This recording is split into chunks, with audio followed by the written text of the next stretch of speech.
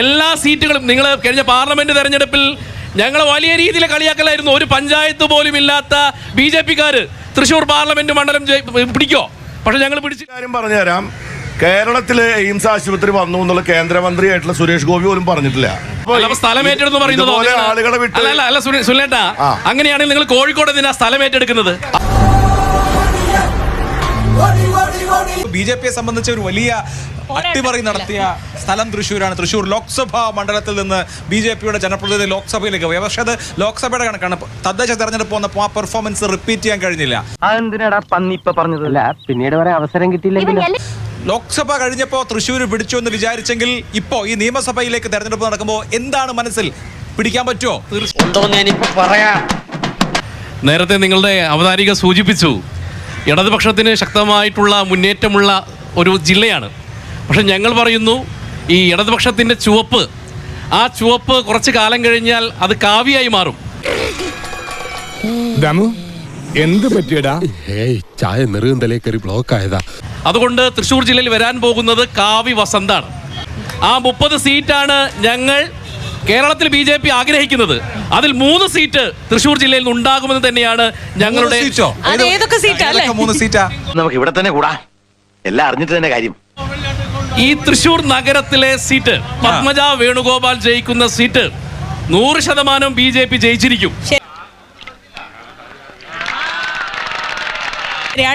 തൊട്ടടുത്ത seat Manalur seat അട്ടിമറി വിജയം ഞങ്ങൾ ഉണ്ടാകും. ഇനി സുനിലേട്ടന്റെ MLA മത്സരിക്കുന്ന ഞങ്ങളുടെ നാട്ടിക മണ്ഡലത്തിലും BJP-യുടെ MLA ഉണ്ടാവും.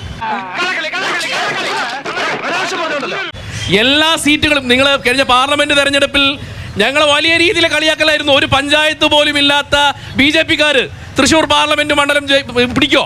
പക്ഷെ ഞങ്ങൾ പിടിച്ചില്ലേ? 7 നിയമസഭാ മണ്ഡലങ്ങളിലും ഞങ്ങളാണ് ലീഡ്. വലിയ ലീഡാണ് സുരേഷ് ഗോപിക്ക് ഉണ്ടായത്.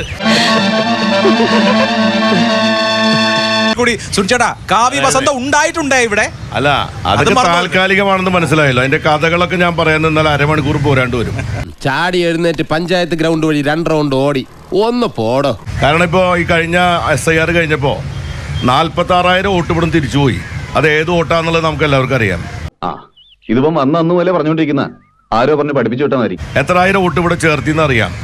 അപ്പൊ മാനിപ്പുലേറ്റഡ് വിക്ടറിയെ സംബന്ധിച്ച് ഞാൻ പലതവണ പറഞ്ഞിട്ടുള്ളതുകൊണ്ട് ഞാനത് ഡിബേറ്റ് ചെയ്യാനില്ലെന്ന്. ഇപ്പോ ഇതല്ലല്ലോ പ്രശ്നം. അതെ, നിനക്കിപ്പോ പ്രശ്നം എന്താണ്? ഗോപാലകൃഷ്ണൻ പറഞ്ഞതിന്റെ യാഥാർത്ഥ്യം നമ്മൾ ഉൾക്കൊള്ളണം. ഒരു മതത്തിന്റെ ഒരു കുത്തകയല്ല ഒരു നിയമസഭാ മണ്ഡലങ്ങളും. ഒരു പ്രത്യേക മതവിഭാഗത്തിന് വേണ്ടി മാത്രം കേരളത്തിലെ നിയമസഭാ മണ്ഡലങ്ങളെ പതിച്ചു കൊടുക്കുന്നത് 2 മുന്നണികളുമാണ്. നമ്മളെയാണല്ലോ മച്ചമ്പി. ആ മുന്നണി സംവിധാനങ്ങൾക്കെതിരെ വിരൽ ചൂണ്ടുകയാണ് ഗോപാലകൃഷ്ണൻ ചെയ്തത്. അതിനെന്താ നിങ്ങൾ അഡ്രസ് ചെയ്യാത്തത്? എല്ലാ കാലഘട്ടം ഹിന്ദു മതവിഭാഗത്തിൽപ്പെട്ട ആളുകളെ മത്സരിപ്പിച്ച പൊന്നാനി സീറ്റ് നിങ്ങൾ നോക്കുക. മലപ്പുറം ജില്ലയിൽ ഹിന്ദു പ്രാതിനിധ്യം കുറവാണ്. പറയട്ടെ ഹിന്ദു പ്രാതിനിധ്യം കുറവാണ്. പൊന്നാനി സീറ്റിൽ നിങ്ങൾ ആരെയാണ് ഇടതുപക്ഷം നിർത്തിക്കുന്നത്? ശരി ഈശ്വര, ഇതൊക്കെ എന്റെ തലയിലാവൂലോ. ഈ വൈക്കം അമ്പലത്തിനടുത്തുള്ള ദളവാക്കുളം, ആ ദളവാക്കുളത്തിലെ 100 കണക്കിന് ഈഴവരെ വെട്ടിക്കൊന്ന് താഴ്ത്തി. എന്തിന്റെ പേരിലാണ്? അമ്പലത്തിൽ കടക്കാൻ ശ്രമിച്ചതിന്റെ പേരിലാണ്. അയാൾ എന്താ പറയുന്നേ? എനിക്കറിയാം എന്തോ കാര്യമായിട്ട് പറയണ. അതൊക്കെ കഴിഞ്ഞ് ജാതിമത ഭേദമില്ലാതെ വർഗീയതയില്ലാതെ മനുഷ്യർ ജീവിക്കുന്ന കേരളത്തിൽ RSS BJP ഇതുപോലെയുള്ള ആളുകൾ വിഷം തുപ്പാണ് കേരളത്തിൽ. ഇത്ര നല്ല ആരോഗ്യ സംവിധാനം തൃശ്ശൂരുണ്ടായിട്ട് എന്തിനാ പിണറായി വിജയൻ കൊല്ലത്തില് 2 പ്രാവശ്യം അമേരിക്കയ്ക്ക് ചികിത്സയ്ക്ക് പോണേ? കത്രിക വയറ്റിൽ കൊടുക്കുന്ന പേടി കൊണ്ടാണോ? ക്ഷമിക്കണം, ഉപദ്രവിക്കരുത്, ജീവിതമാണ്. വേണ്ടി ഞങ്ങൾ പാരസെറ്റമോൾ പോലും കിട്ടാനില്ല. ആര് പറയുന്നു?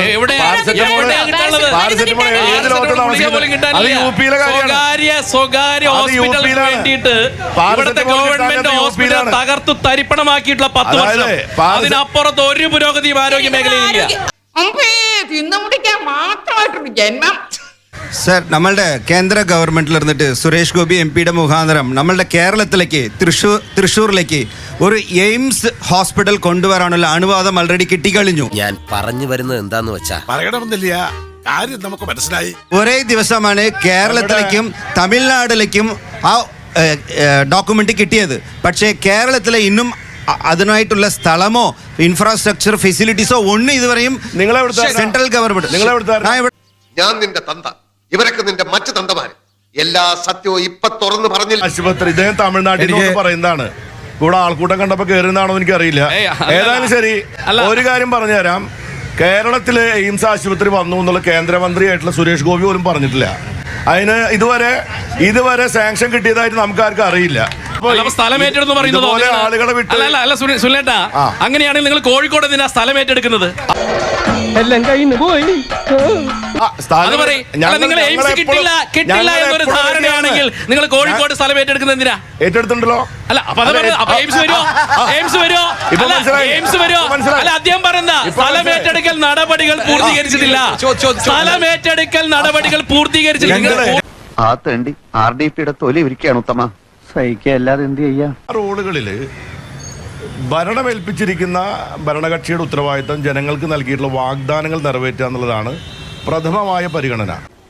എന്നിട്ട് ഞങ്ങൾ 2016 21 ഞങ്ങൾ ജനങ്ങൾക്ക് നൽകിയിട്ടുള്ള പ്രകടന പത്രികയിലെ എല്ലാ വാഗ്ദാനങ്ങളും 98-99% വാഗ്ദാനങ്ങളും ഞങ്ങൾ നിറവേറ്റി എന്നുള്ളത് പോയി ചത്തുടടാ.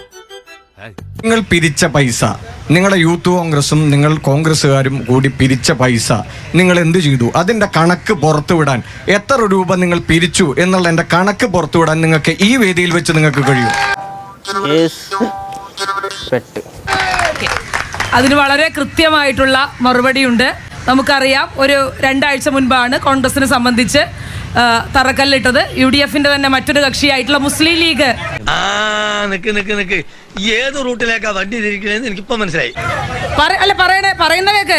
മുസ്ലിം ലീഗ് സർക്കാർ വീട് കൊടുക്കുന്നതിന് മുൻപ് മുസ്ലിം ലീഗ് പ്രസ്ഥാനം, UDFന്റെ ഭാഗമായിട്ടുള്ള മുസ്ലിം ലീഗ് പ്രസ്ഥാനം ഇവിടെ വീട് കൊടുത്തു. ഇത് വടി കൊടുത്ത് അടി വാങ്ങുന്ന പരിപാടിയാണല്ലോ ബാബു. മറുപടി താങ്കൾ ചോദ്യം ചോദിച്ചപ്പോൾ ഞാൻ സംസാരിച്ചില്ലല്ലോ. അതിനെ പറ്റിയാണ് സംസാരിക്കുന്നത്. അപ്പൊ കോൺഗ്രസിനെ സംബന്ധിച്ച് കാലതാമസം ഉണ്ടായി. ഞങ്ങൾ തറക്കല്ലിട്ടു, വീട് പണി ഞങ്ങൾ പൂർത്തിയാക്കും. വെറും വാഗ്ദാനം കിട്ടുകയില്ല, അതുകൂടെ മനസ്സിലായില്ലേ? വരും. അതേസമയം നാട്ടുകാർ, ഞങ്ങൾ ഉൾപ്പെടെയുള്ള ആളുകൾ മുഖ്യമന്ത്രിയുടെ ദുരിതാശ്വാസ നിധിയിലേക്ക് പൈസ കൊടുത്തു. അതിൽ 300 കോടി രൂപ ഊരാളുങ്കൽ എന്ന് പറയുന്ന CPMന്റെ B ടീമിന് യാതൊരു കരാറും സംവിധാനവും ഇല്ലാതെ നിങ്ങൾ കൊടുത്തു. നിന്നെ ഇതിനൊന്നും കൊള്ളുകയില്ലെന്ന് നീ വീണ്ടും തെളിയിച്ചിരിക്കുകയാണ് എന്റെ വിജയ. 300 കോടി രൂപയാണ് ഊരാളുങ്കൽ. എത്ര രൂപയുണ്ടായി? കേന്ദ്രം 436 കോടി രൂപ. പോട്ടെ അമ്പിമനെ പോട്ടറ സാറേ, ഒന്നും വിചാരിക്കില്ലേ മക്കളെ, മാമനോടൊന്നും തോന്നല്ലേ?